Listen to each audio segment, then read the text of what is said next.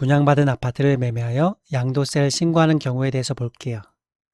분양받은 아파트는 일반적인 아파트와 달라요. 일반적인 아파트는 이미 지어진 거를 사서 파는 거고, 분양 아파트는 지어질 거를 사서 파는 거잖아요. 그래서 취득 시기에서 차이가 날 수가 있고, 취득 금액, 자본적 지출을 한 번씩 봐야 될 필요가 있어요. 먼저 취득 시기 볼게요. 양도세에서 취득 시기는 중요한 출발점이에요.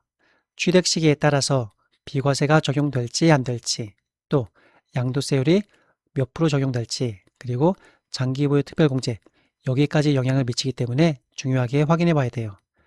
일반적인 아파트는 취득 시기 문제가 크지 않아요. 왜냐하면 대부분 잔금일과 등기 접수일이 같아요.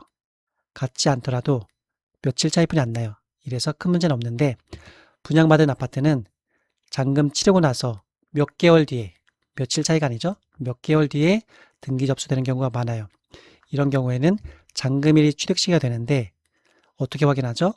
분양대금 납부 확인서로 확인하는 거예요. 하나 더, 분양받은 아파트는 사용 승인일도 한번 확인해 봐야 돼요.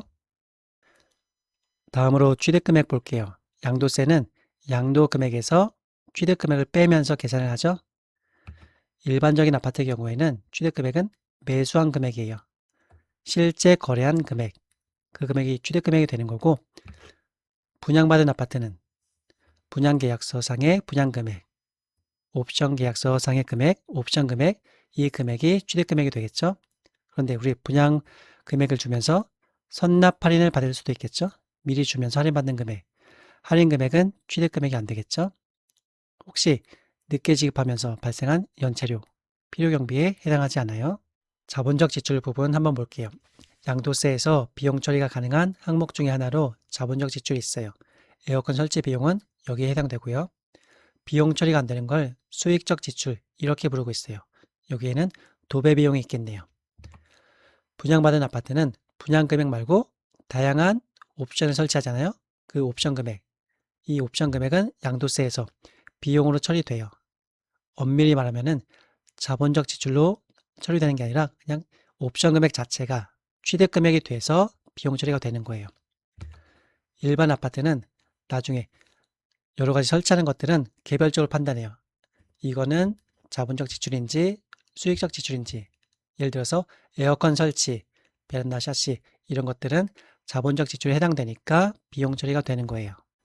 분양받은 아파트 양도세 계산 사례 한번 볼게요. 이런 경우에요. 7억 원에 분양받아서 25년 12월 10일자에 10억 원에 팔았어요.